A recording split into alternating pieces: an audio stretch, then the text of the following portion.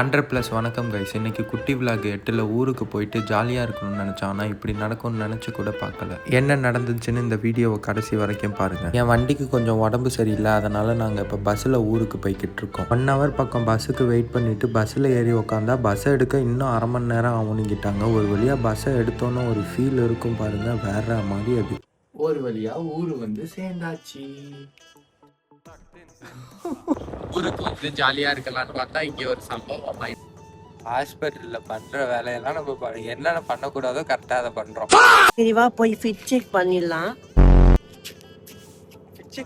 தீவிர சிகிச்சை பிரிவு. என் மச்சானுக்கு வந்து பிரசவம் அன்னைக்கு ஆயிடுச்சு. புள்ள அங்கே உள்ள வந்து சிசு வார்டில்.